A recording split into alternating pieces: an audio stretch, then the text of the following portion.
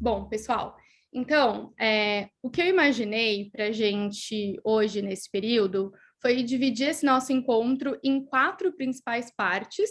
Então, eu vou começar trazendo um pouco, né, de quem é o Todos e qual que é a educação que a gente defende. Eu acho que é um momento legal para a gente se conhecer, para vocês conhecerem um pouco mais de Todos. E logo depois a gente passa por 2 blocos, e aí eu vou tratar eles de uma forma um pouco mais sucinta, onde a gente vai abordar os impactos da educação nos indivíduos e na sociedade, para a gente entender, né, um pouco mais sobre educação, sobre essa pauta, né, que a gente fala que é uma pauta difusa, é uma pauta ampla, né, é uma pauta intersetorial. E a gente vai falar também sobre a situação da educação brasileira, também de forma bem resumida, pelo tempo que a gente tem hoje aqui. E aí, por fim, a gente vai entrar na agenda do Educação já 2022, que é essa agenda que o Todos propõe, né, com uma série de recomendações para a gente avançar na qualidade da educação brasileira nos próximos anos. Vamos lá. Começando aqui, né, nesse primeiro bloco sobre o Todos, eu achei que seria um pouco mais dinâmico eu passar 2 videozinhos bem rápidos, de 1 minuto cada um. Achei que seria mais interessante do que só eu ficar falando aqui, vocês vão me ouvir falar muito daqui para frente. Então, vou colocar esse primeiro vídeo que fala um pouco sobre o Todos. Eu acho que ele é muito bom porque ele resume muitos dos pontos que eu mesma traria por aqui. Aí eu vou colocar, e Caio, se por alguma razão vocês não me ouvirem, você me avisa por aqui, tá bom? Pode deixar.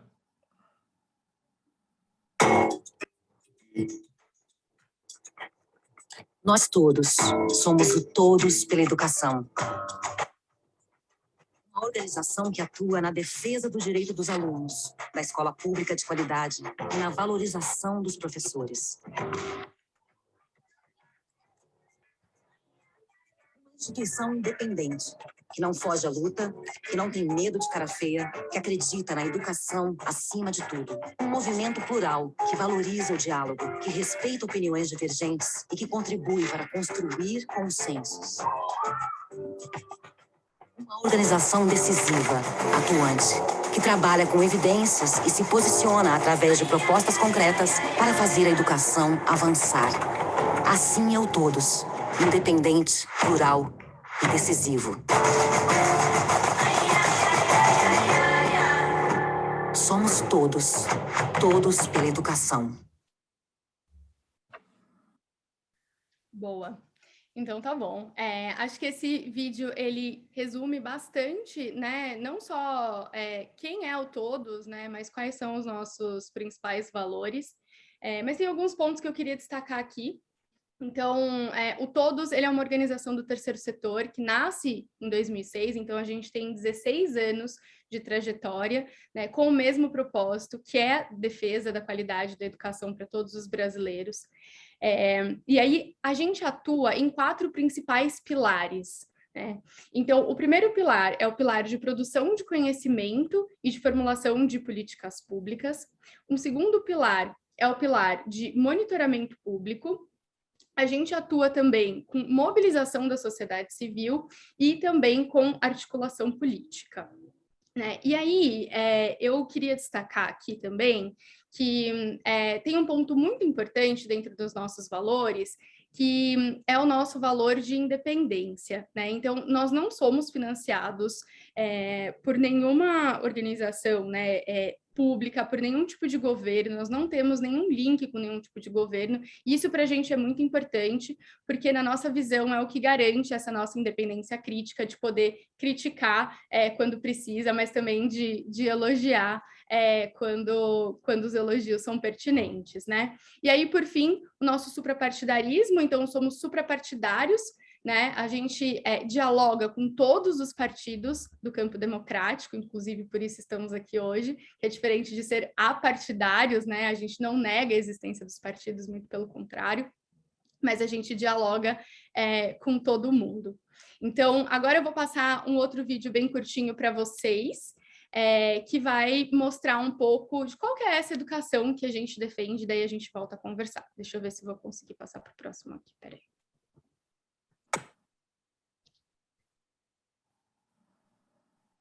Vamos lá. Somos todos por uma escola para todos, onde crianças e jovens conheçam o mundo e se reconheçam, e a educação seja direito de todos, e o desenvolvimento com autonomia e liberdade um compromisso. Uma escola segura, por dentro e por fora, pautada pelo respeito, com professores valorizados e motivados. Uma escola de todos, com boa gestão e infraestrutura adequada.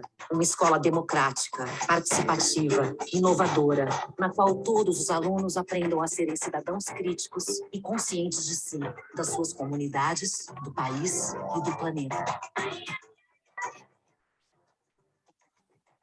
É a educação já, é a educação de todas as crianças e jovens que muda tudo. O Brasil precisa valorizar projetos de vida, acreditar que é preciso investir em gente, ter um compromisso nacional com o desenvolvimento humano, uma agenda do presente e do futuro. E tem que ser agora. É pela educação, é pelo Brasil e é por todos nós.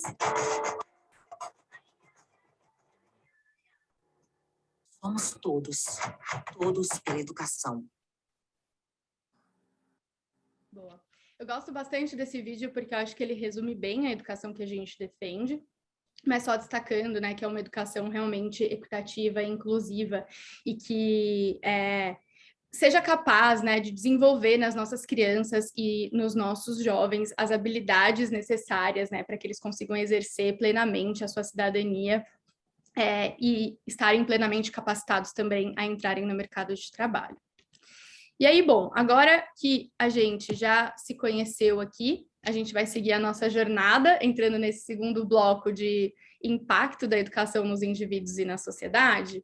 E para esse bloco, eu separei, logo de início, um estudo do economista Ricardo Paes de Barros, em que ele faz um estudo com dados brasileiros mesmo, né, mostrando um pouco de qual que é o impacto da educação na vida dos indivíduos hoje no Brasil, né. Então, quando a gente olha para um brasileiro, para uma brasileira média, né, de 35 anos, nessa faixa etária, a gente percebe aqui, através desse estudo, que a probabilidade, né, desse brasileiro, dessa brasileira, ter uma ocupação formal, ou seja, né, estar formalmente no mercado de trabalho, ela é de 50%, né, se esse indivíduo ele tem o ensino fundamental incompleto. Enquanto, né, que essa probabilidade ela cresce para 77% se esse indivíduo completa pelo menos o ensino médio. E aí, quando a gente pensa na probabilidade, né, desse mesmo brasileiro, de que o filho dele, né, complete o ensino médio, os índices são parecidos, né? Então, a gente tem 45% para o fundamental incompleto e 77%, né, para o ensino médio completo. Quando a gente olha para a renda, né, mensal per capita desse indivíduo, a gente percebe que existe um acréscimo, um ganho, né, de quase o dobro, né, quando a gente avança aí para o ensino médio completo. Então, um indivíduo que tem um ensino fundamental incompleto, e aí, pessoal, só evidenciando, né, que esse estudo ele foi feito com dados de 2018, tá? Então, esses valores, eles teriam pequenas alterações se comparados com valores agora de 2022. Mas vamos lá, a gente tem aqui, né, um ganho, né, uma renda mensal per capita de R$ 643, né, para indivíduo com ensino fundamental incompleto, enquanto a gente tem um acréscimo aí para 1.425 se esse indivíduo ele finaliza pelo menos o ensino médio.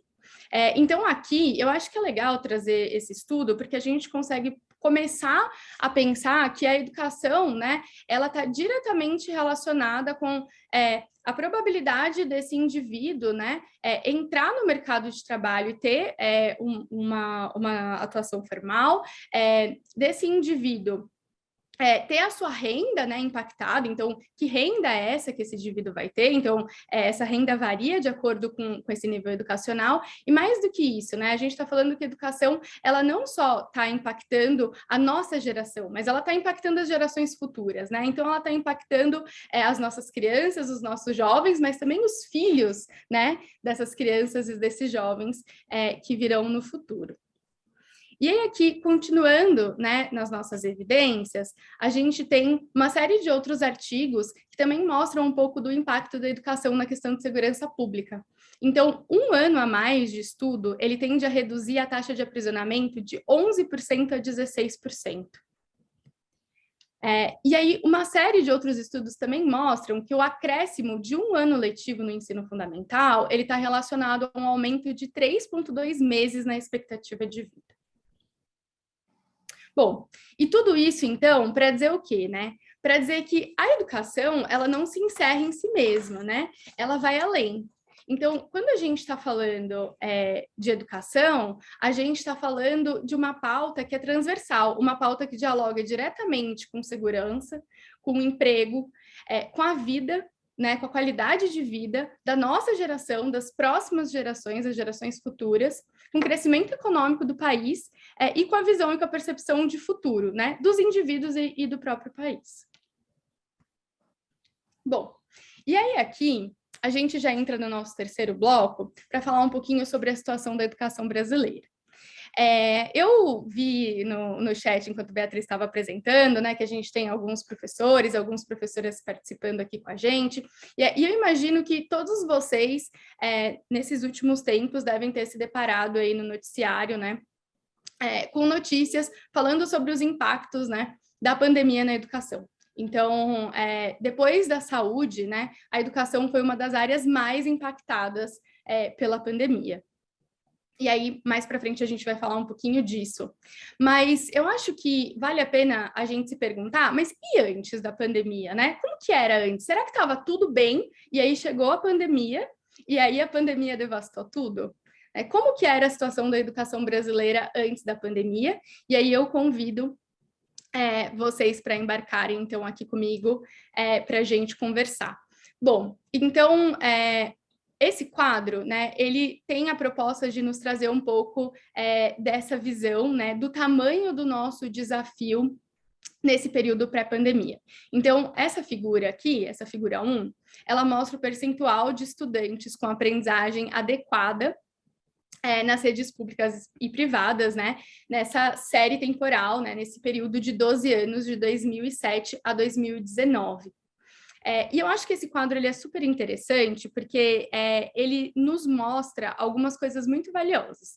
A primeira delas é que, se a gente olhar para essa série histórica, a gente consegue perceber que a gente teve, no ensino fundamental, avanços importantes, né? Então, que o Brasil ele vinha numa trajetória de melhora, né, da aprendizagem nesses 12 anos para o ensino fundamental. Porém, quando a gente olha para 2019, né, no percentual de aprendizagem adequada em matemática para o 5º ano do ensino fundamental, a gente percebe que ele é de 50%, ou seja, mesmo com essa melhora ao longo do tempo, a gente ainda tinha 50%, né, das nossas crianças e dos nossos jovens sem uma aprendizagem adequada no 5º ano do ensino fundamental em matemática. E aí, quando a gente está falando de aprendizagem adequada no 5º ano, os professores vão saber do que eu estou falando, a gente está falando de coisas muito simples, né? A gente está falando de uma capacidade aí básica, né, de conseguir fazer multiplicações, de conseguir fazer divisões. Quando a gente olha para o ensino médio, o cenário ele é ainda um pouco mais complicado. Então, quando a gente percebe, né, que além de em 2019 a gente ter uma porcentagem super baixa de jovens com aprendizagem adequada em matemática, a gente percebe que o problema é pior. Por quê? Porque ao longo dessa série histórica, né, a gente não teve essa melhora. Então, a gente pode falar que o nosso ensino médio, né, ele tem um histórico muito grave de estagnação. E, bom, continuando, então, aqui, se a gente também olha, né, para o nosso cenário, pensando nas minorias, a gente consegue perceber que a educação hoje no Brasil, ela reflete, né, o racismo estrutural que a gente tem e a alta desigualdade, né, econômica e social no país. Então, essa figura aqui, essa figura 2, ela mostra a porcentagem de alunos do 9º ano do ensino fundamental com aprendizagem adequada no SAEB. E aí, quando a gente para olhar aqui, né, nesse primeiro quadro de língua portuguesa, a gente consegue perceber um padrão de que, né, pretos e pardos, eles aprendem menos, né, do que a média nacional. Então, eles têm porcentagens abaixo da média nacional.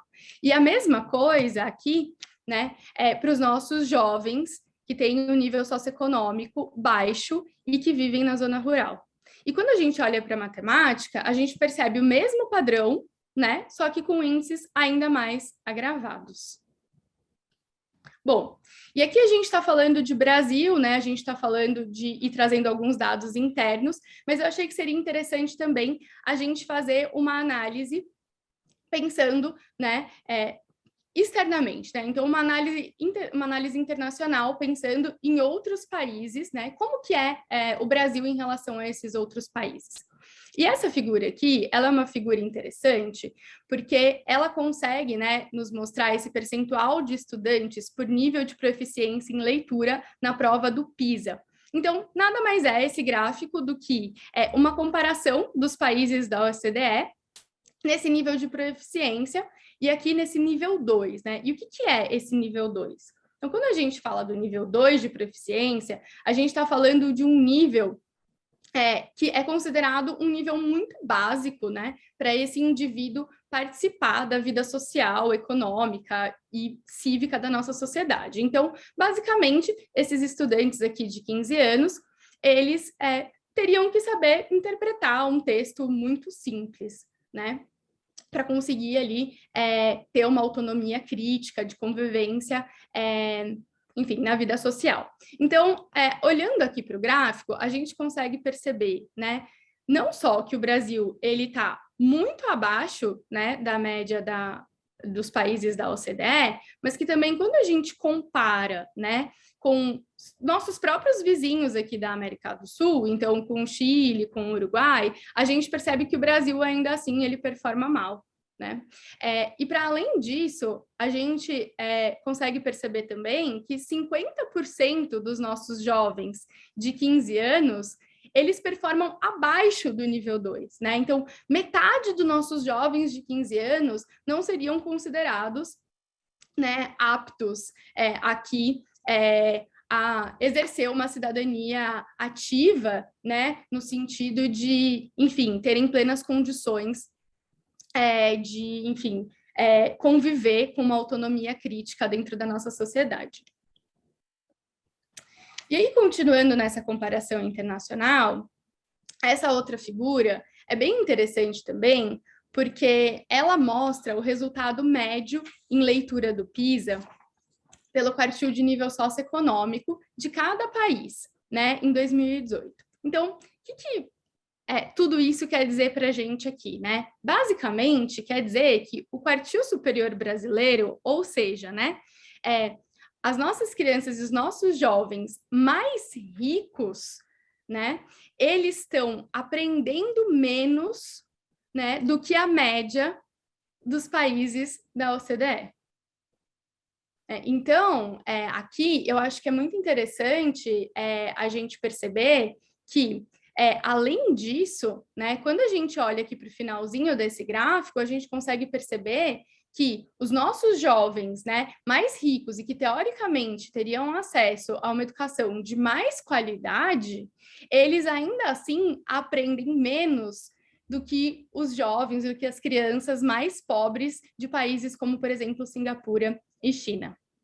Né? Então, eu acho que aqui é importante a gente refletir, porque existe muito um senso, né, principalmente que rodeia a elite do nosso país, de que, eu coloco meu filho na escola privada, então tá tudo certo, né? Então, esse problema da educação não é mais o meu problema, né? Então, sim, ele é sim. A qualidade, ela dialoga muito com a qualidade da educação pública, também, e ainda mais, porém, né, é um problema de todo mundo. E aí eu acho que também é importante a gente ter em vista que 80% das matrículas da educação básica hoje está na escola pública, né? Então, quando a gente está falando de escola pública, a gente está falando de 80% das nossas crianças e jovens hoje em idade escolar. Bom, vamos lá, vamos seguir. Aqui, então, só para a gente fechar esse bloco, eu vou trazer algumas mensagens principais. Então, a primeira delas é que educação de qualidade não pode continuar sendo privilégio de poucos, né? Então, chegou a hora de um real compromisso com a universalização da qualidade da educação. Então, é isso, né? Hoje a gente sabe, e a gente acabou de ver naquele nosso gráfico, quando a gente analisou a questão das minorias, de que, sim, a gente tem um nicho social, né, de crianças e jovens brancos, né, ricos, que vivem na zona urbana, que são, sim, hoje privilegiados por uma educação melhor, né, que aprendem mais, né, que tem uma qualidade melhor da educação do que as nossas crianças e jovens pretas pobres, né? E aí, quando a gente fala de universalizar a qualidade da educação, eu acho que é importante a gente ter em vista aqui que o Brasil, né, a gente fala que o Brasil ele já resolveu o problema da universalização da oferta, né? Então, a gente está dando um novo passo agora em direção à universalização da qualidade da educação. E quando a gente fala em universalizar a qualidade da educação, a gente está falando de 3 principais dimensões aqui, né? Então, a primeira dimensão, que é uma dimensão do acesso, a dimensão da permanência e da trajetória, e a dimensão da aprendizagem. Bom, a segunda mensagem, ela fala que os grandes desafios que a educação brasileira já tinha antes de 2020, eles foram enormemente acentuados, então, aquilo que a gente falou, né, sobre a questão da pandemia, e que isso afeta, né, não só a educação, né, no dia a dia, mas também a trajetória de vida de milhões de crianças e jovens, né? É isso que está em jogo. A gente está comprometendo a trajetória de vida dessas crianças e, como consequência, a gente está comprometendo o futuro do nosso país.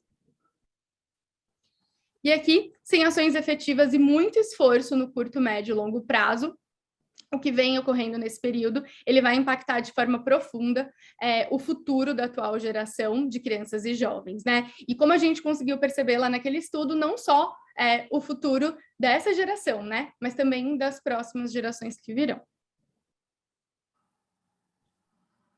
Bom, então, passei por tudo isso, né? Passamos por todos esses blocos. Para entrar aqui nesse bloco final, é o bloco da Educação Já 2022.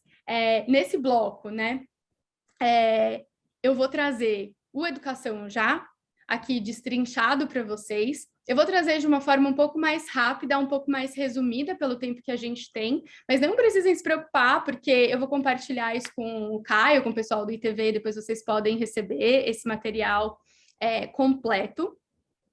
Mas, bom, o que é o Educação Já, né? O Educação Já é uma agenda, né, sistêmica e estruturante, né? Então, o Todos construiu essa agenda, né, pensando em diversas recomendações que pudessem nortear o caminho das próximas gestões, né? E não só isso, o nosso objetivo também, ao construir essa agenda, era elevar a prioridade da pauta educacional no debate público, principalmente nesse ano, que é um ano de eleição federal e estadual, e também conseguir fazer contribuições de propostas, né, para os planos de governo, para a formulação de propostas de políticas públicas de deputados, e para também conseguir, né, impactar aí os planos estratégicos das secretarias de educação em 2023. Bom, aqui vocês conseguem ver que esse documento ele foi construído a muitas mãos, a gente não fez isso sozinho, então a gente teve a colaboração de diversos especialistas e diversas organizações. Inclusive, aqui dentro desses especialistas, a gente consegue destacar alguns quadros ligados ao PSDB. Então, a gente tem Marisa Abreu, a gente tem Maria Helena, a gente tem Maria Inês. Mas o mais importante aqui, e que não aparece nesse slide, e eu gostaria de destacar, é que esse processo de escuta, ele foi extremamente amplo e extravasou essas fronteiras. Então, além de escutar todos esses especialistas e essas organizações, a gente também fez diversas pesquisas, ouvindo professores, gestores escolares, gestores públicos, estudantes do ensino médio. Então, tudo isso foi um arcabouço, né, para nos dar bastante credibilidade para trazer aqui todas essas recomendações que vocês vão ver na sequência. Bom, e aí, a gente vai entrar aqui em alguns pontos um pouco mais gerais sobre essa agenda, né? Então, como eu comentei, ela traz recomendações de políticas públicas para orientar, né, os planos educacionais dos próximos governos. Então, eu espero realmente que seja útil para vocês, e que vocês aprendam, né, e que vocês consigam beber nessa fonte.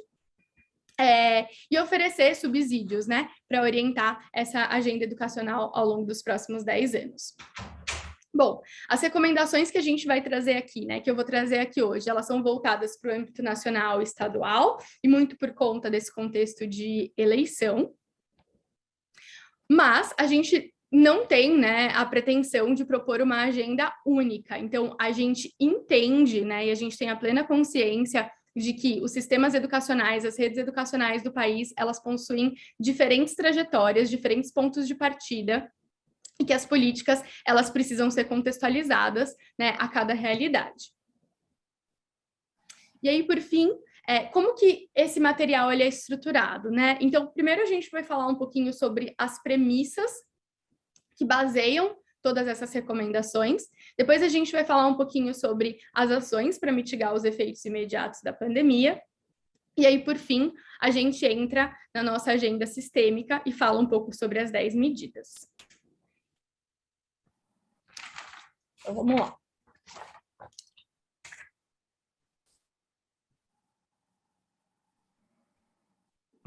Então, entrando aqui na parte das premissas que orientam, a primeira delas é que qualidade para poucos não é qualidade, né? Então, essa é a nossa principal e primeira premissa. Então, o que a gente quer dizer com isso, né? A gente quer dizer que hoje a gente precisa de ações afirmativas em prol da equidade, né? Então, o que a gente precisa é fazer com que os esforços, né, e os recursos, eles sejam destinados, né, para a população, para as nossas crianças, para os nossos jovens em situação de maior vulnerabilidade, né, para que a gente não continue tendo essa desigualdade tão grande que a gente percebe hoje, né, no aprendizado que a gente tem no Brasil. A nossa segunda premissa é educação antirracista como condição de transformação. E essa é uma das minhas preferidas, assim.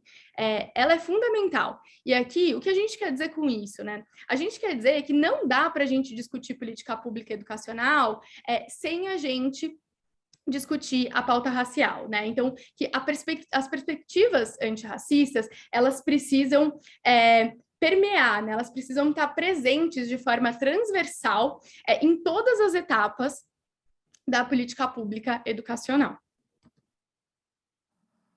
Não há saída fácil para problemas complexos. Então, essa premissa, ela dialoga muito com o que eu falei lá atrás, de educação já ser uma agenda sistêmica. E aqui, a gente costuma dizer, eu não gosto muito dessa expressão, mas eu acho que ela vai servir aqui para exemplificar bem o que eu quero dizer, que não existe bala de prata, né? Ou seja, não existe solução única, não existe uma única política pública que vai dar conta de resolver todo o nosso problema, né? Então, a gente tem problemas muito complexos, então a solução, a saída, ela necessariamente é sistêmica. Mudanças significativas e duradouras na educação dependem, acima de tudo, de pessoas. Então, quando a gente está falando de educação, a gente está falando de uma educação que é feita de pessoas, por pessoas, para pessoas, né? Então, essa perspectiva de que quem está lá na ponta, né, são os professores, são os estudantes, é a diretora, é o diretor da escola, Então, a gente precisa ter um foco muito grande nesses indivíduos. Mas essa premissa, ela tem um pano de fundo que eu acho que é muito importante também de destacar, que é sobre mudanças significativas duradouras. E aí, quando a gente traz esse ponto, aqui a gente está dialogando muito com a questão da continuidade da política pública. Não se fala em qualidade da educação sem ter continuidade de política pública. E eu vou entrar um pouquinho nisso daqui a pouco, mas isso dialoga diretamente com a questão da vontade política, né? Então, a gente escuta falar muito sobre política de governo, né, e não política de Estado. Então, a gente percebe que entra governo, sai governo, né? As políticas públicas, elas mudam, elas são descontinuadas, e isso é um grande problema para a gente avançar rumo a uma qualidade universal. E aí, por fim, o Brasil tem muito a aprender com o Brasil.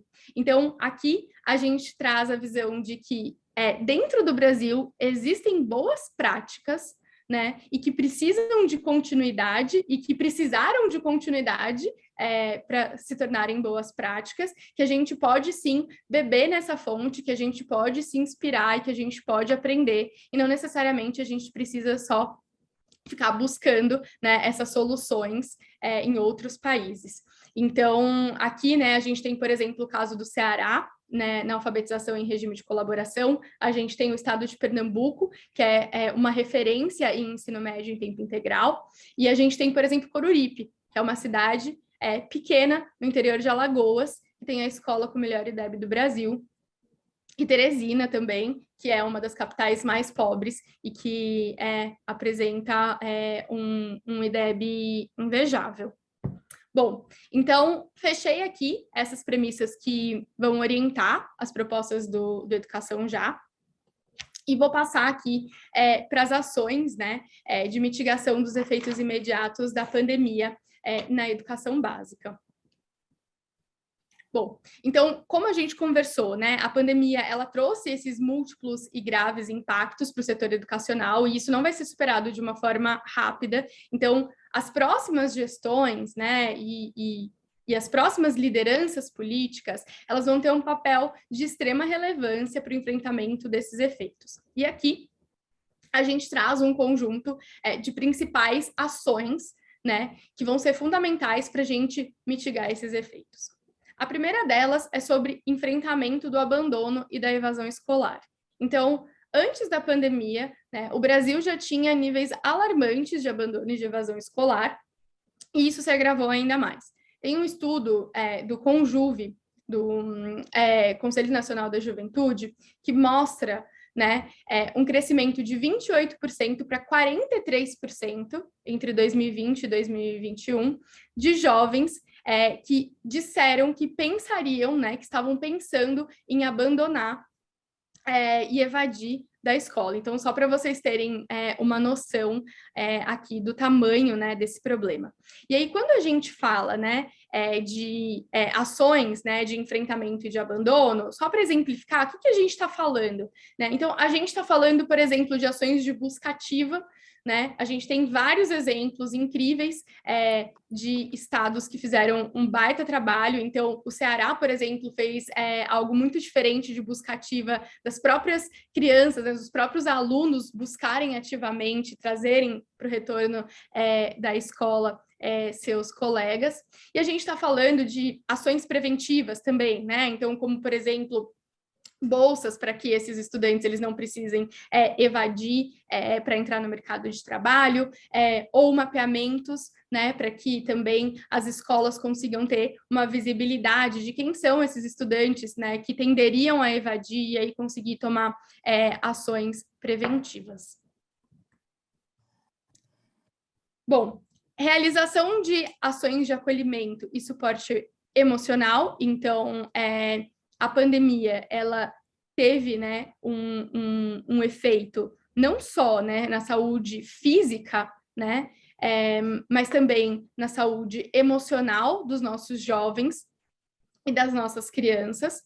Então, esse mesmo estudo que eu comentei do CONJUVE, ele mostra que, pensando aí, né, nos jovens, 6 a cada 10, né, relatam terem sintomas de ansiedade.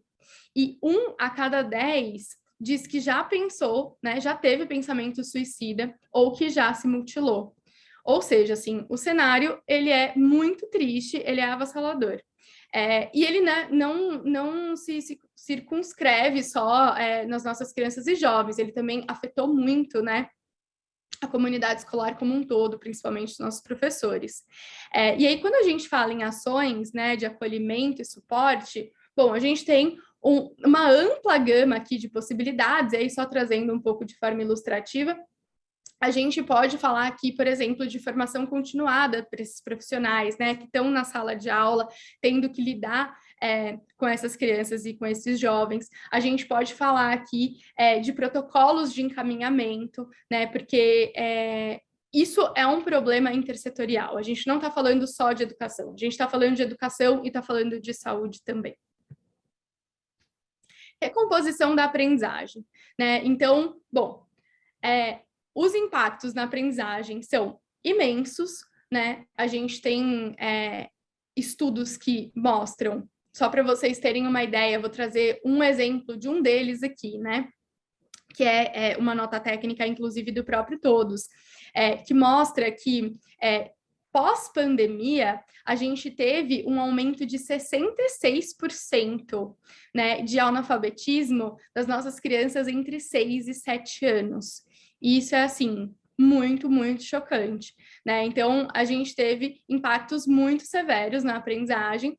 E aqui, quando a gente fala de recomposição da aprendizagem, a gente quer dizer que esses jovens eles vão ter que recuperar o tempo perdido, né? Então, o que a gente precisa pensar em programas de reforço no contraturno, a gente precisa pensar, né, na construção de materiais específicos, enfim.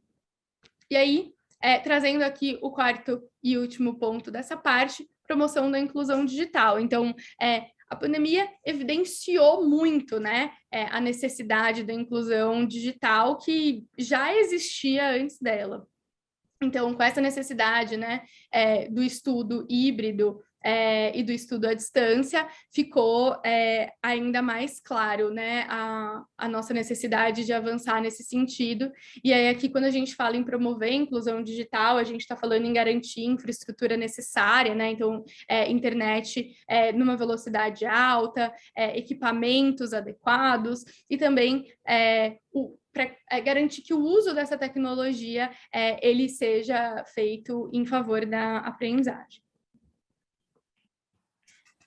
Bom, aqui, pessoal, então agora eu vou entrar na parte, né, da nossa agenda sistêmica.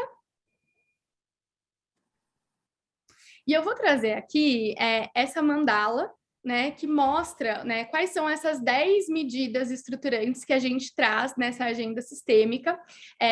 Essas 10 medidas, elas estão divididas em 3 eixos. Então, a gente tem um primeiro eixo, que a gente fala que é o eixo dos viabilizadores de avanço em escala, onde a gente vai falar um pouquinho sobre governança, sobre gestão dos sistemas educacionais e sobre financiamento.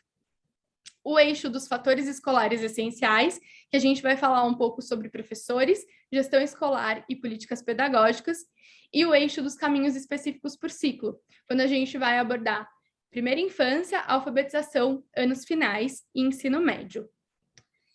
Então, vamos lá falar um pouquinho sobre o primeiro eixo e falar sobre governança, e eu vou ser bem breve, porque eu imagino que eu já estou extrapolando demais o meu tempo aqui.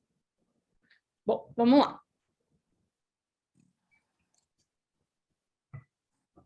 Quando a gente fala sobre governança,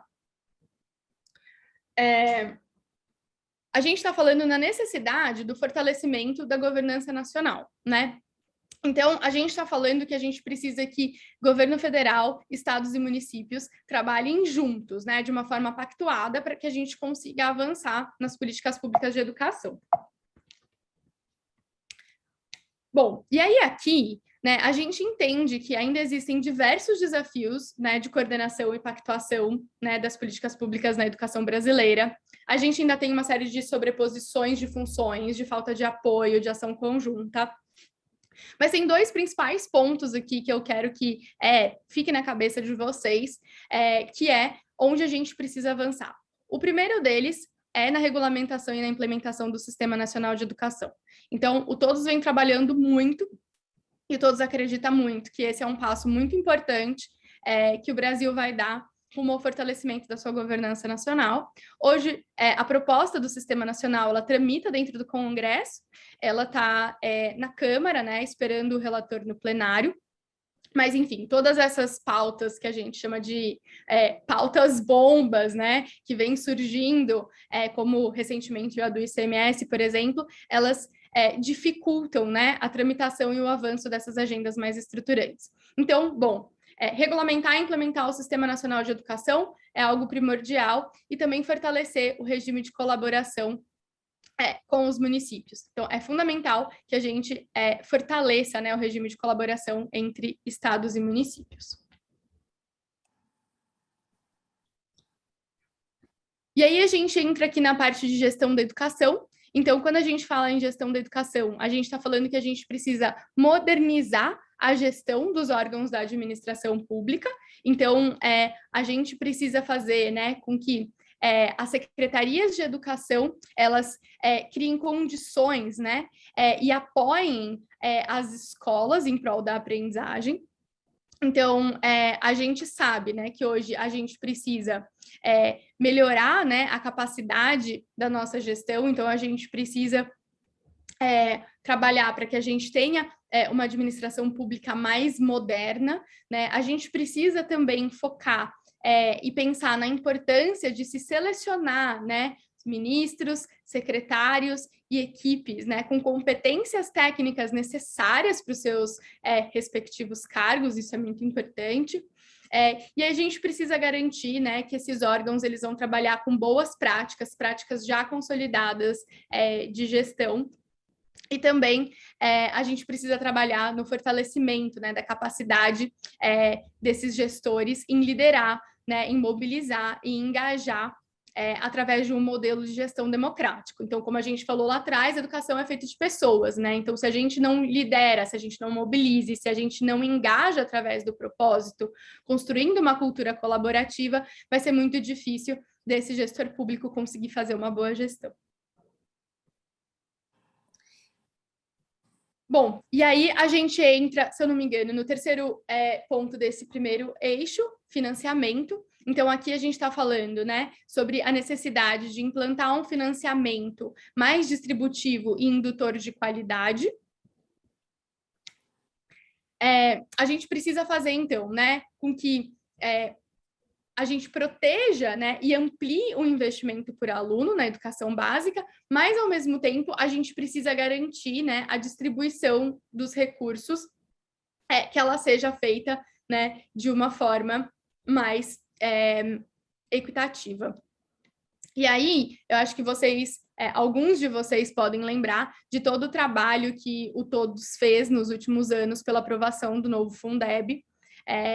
Então, foi um trabalho direcionado muito nessa linha, e hoje o que a gente defende, né, como principal pauta, né, no financiamento é a questão da regulamentação do novo Fundeb. Então, essa regulamentação ela foi adiada para 2023, mas é um ponto que a gente precisa trabalhar, principalmente no âmbito federal. E aí, quando a gente pensa no âmbito subnacional, né, a gente também precisa garantir que esse financiamento mais redistributivo, né, ele aconteça dentro das redes, né, então entre as escolas. E aí, pensando também nos estados, a gente precisa avançar na implementação das novas regras de distribuição da cota-parte municipal do ICMS ou do ICMS de educação. Então, isso é um ponto muito importante. Pessoal aqui que está pensando em ir para as assembleias legislativas, esse é um ponto fundamental. Bom, aí a gente avança para o eixo número 2, dos fatores escolares essenciais. A gente vai falar aqui um pouquinho sobre professores. Sei que tem professores aqui com a gente, então vocês vão entender bem do que eu estou falando. E aqui, quando a gente está falando da carreira docente, a gente está falando sobre a necessidade da valorização e do fortalecimento da profissão, né? Então, a gente está falando que a gente precisa de professores bem preparados, motivados e em condições adequadas de trabalho em todas as escolas, né? Então, aqui, de novo, né, a gente está falando de um desafio super complexo, então não vai existir uma solução simples, a solução ela é sistêmica. Aqui tem uma série de dados, depois eu acho legal vocês darem uma olhada com calma, mas eu vou destacar 2 deles, né? O primeiro que diz que 25%, né, dos alunos concluintes de pedagogia tirariam notas no Enem que nem sequer permitiriam a emissão de certificado no ensino médio, ou seja, né, qual é a qualidade, né, e a capacidade de aprendizagem desses alunos. E aí, também, esse dado que mostra que menos de 20% dos professores, eles se declaram satisfeitos com seus salários. Então, aqui, né, o que a gente percebe? A gente percebe que a gente precisa atrair estudantes de alto potencial, né, para aprimorar e, em paralelo, aprimorar os nossos cursos, né, de formação inicial docente. A gente percebe que, não só isso, né, a gente percebe, então, que a gente precisa trabalhar nesse início, nesse ingresso na carreira, pensando na formação inicial, mas a gente também precisa fazer todo um trabalho posterior, pensando no estabelecimento de um plano de carreira atrativo, né, no aprimoramento do processo de seleção. E aí, quando a gente está falando de plano de carreira atrativo, a gente está falando, sim, de salário, a gente está falando de progressão, né? E a gente precisa também trabalhar na implementação de programas de formação continuada. E, para além disso, é claro, a gente precisa garantir, né, essas condições adequadas de trabalho e condizentes, né, com a expectativa de atuação e que permitam, né, que esse profissional ele se desenvolva. E aí, vou falar um pouquinho sobre gestão escolar. Então, quando a gente fala de gestão escolar, a gente está falando da necessidade que a gente tem hoje de profissionalização da gestão escolar. Então, os diretores e suas equipes, elas precisam ser qualificadas, né? E precisam estarem apoiados pelas secretarias para atuarem como lideranças. Então, a gente precisa ver, né, esses gestores não só como gerentes administrativos da escola, mas também como lideranças pedagógicas.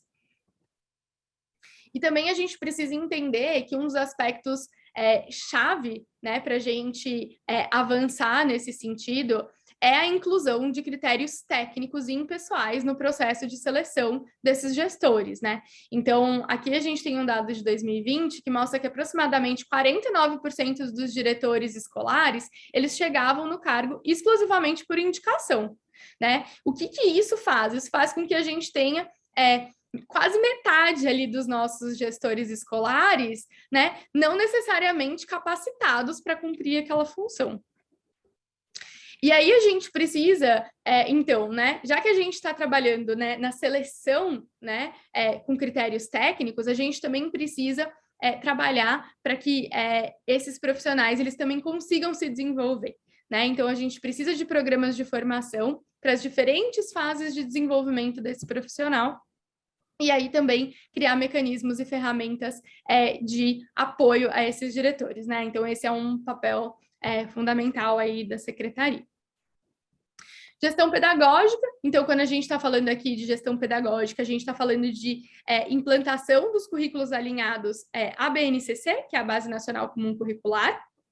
Então, o que se espera do MEC, né? O que se espera na esfera nacional e o que se espera na esfera estadual.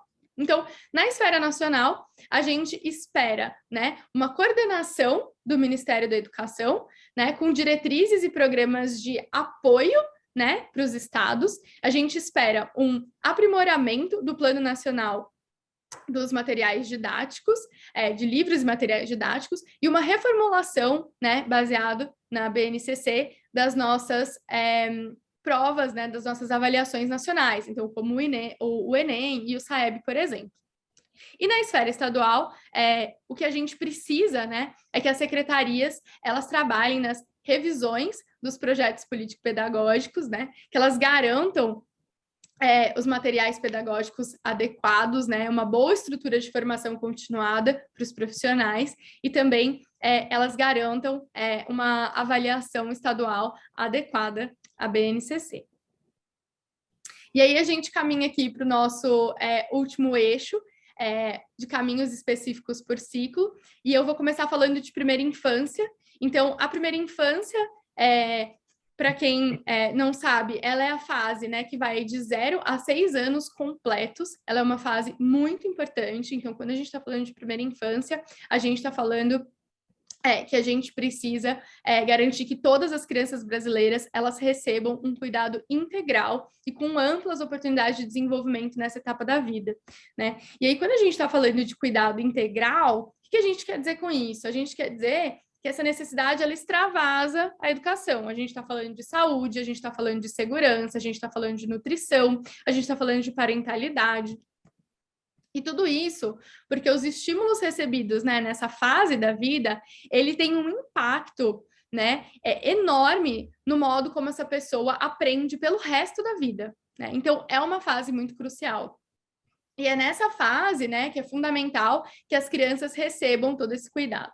Então, a gente diz que o Brasil ele já tem um arcabouço legal, né, que estabelece esse tipo de ação. Então, a gente tem o Marco Legal da Primeira Infância, que é uma referência nacional, mas o nosso problema hoje, né, ele é um problema de implementação.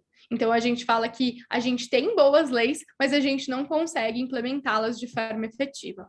Então, o que a gente defende aqui é que a gente consiga, né, trabalhar, né, em apoio, então, governo federal e estados, né, para a gente conseguir trazer políticas públicas de primeira infância em escala e que a gente consiga também expandir a qualidade da oferta e do atendimento da educação infantil. E aí, quando a gente está falando de educação infantil, a gente está falando de creches e pré-escolas. Falando aqui sobre alfabetização, então, o que a gente defende, né, é que a gente tenha políticas públicas voltadas para a alfabetização na idade certa, então que estados e municípios trabalhem juntos, né, para que todas as nossas crianças elas estejam plenamente alfabetizadas no início da trajetória escolar, e isso porque é fundamental, né, porque a alfabetização no início da trajetória escolar, uma alfabetização, né, bem feita, né, ela vai ter impactos em toda a trajetória dessa criança, né? Então, a continuidade, a expansão de programas de alfabetização em regime de colaboração entre estados e municípios é muito importante. A gente sabe que tem vários estados que já têm esse tipo de programa, mas a gente precisa garantir essa continuidade e a gente precisa fazer ainda com que esses programas eles tenham uma expansão significativa.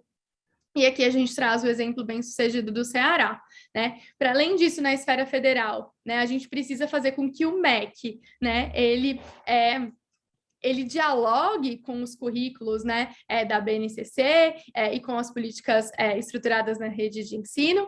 Então, ele precisa estar próximo também, né, dessas redes estaduais, dando esse suporte.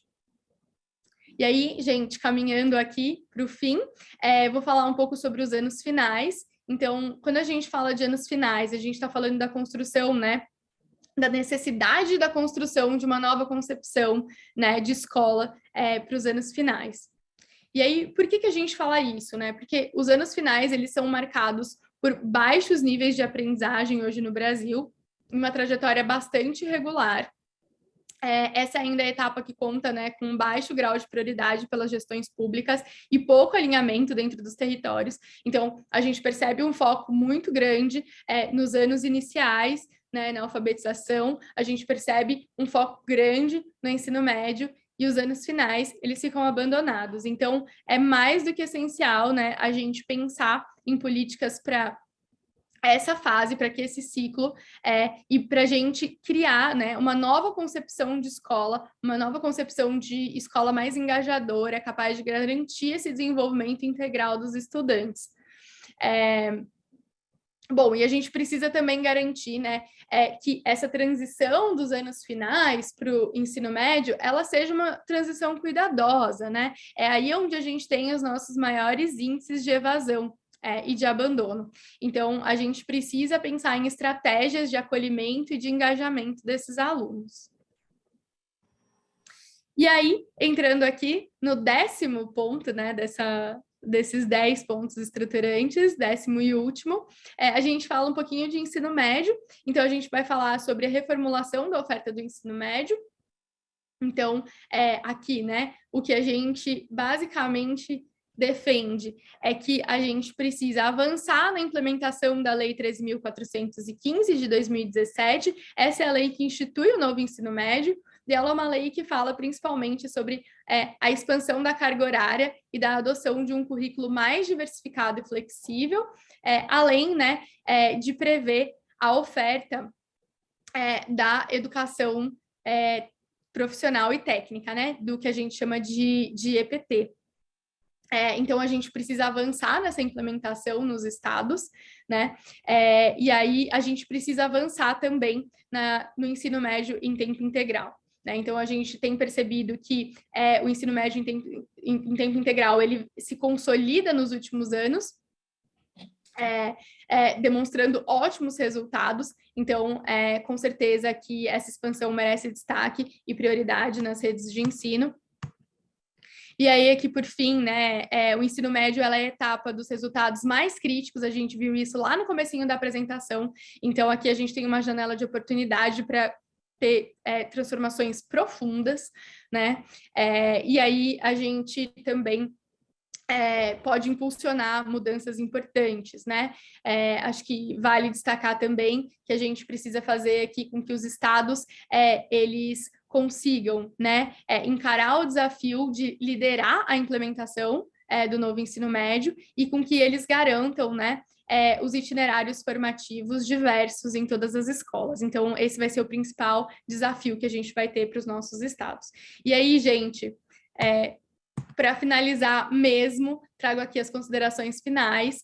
Então, de novo, né, eu espero que vocês, enquanto lideranças políticas aqui junto com a gente, e gestores públicos, né, façam uma leitura desse material como recomendações e não como um receituário. Então, a gente traz aqui um conjunto de caminhos que ainda precisam ser debatidos, que ainda precisam ser construídos e detalhados, né, pelas próximas gestões, mas é o caminho que a gente acredita. Então, a gente vai continuar discutindo, a gente vai continuar aprimorando e detalhando todas essas propostas, e além disso, né, a gente vai continuar aí ativo na mobilização em torno dessa pauta educacional, principalmente nesse ano de eleição. E, por fim, né, a gente conseguiu perceber, e acho que foi um pouco do que eu tentei trazer para vocês, de que o desafio, ele é complexo, mas a minha mensagem final é uma mensagem esperançosa de que é possível, né? O Brasil, ele precisa mais do que nunca de uma agenda sistêmica para a educação básica, então ele precisa de lideranças políticas como vocês, engajados em transformar esse cenário. E aí eu quero deixar aqui o meu muito obrigada, sei que eu já passei um pouquinho do meu tempo, e convidar vocês a acessarem o site do Todos pela Educação. Lá tem, enfim, todas as nossas propostas, todos os nossos projetos, e vocês vão poder dar uma olhadinha com tudo com calma. Caio, é isso. Muito obrigada.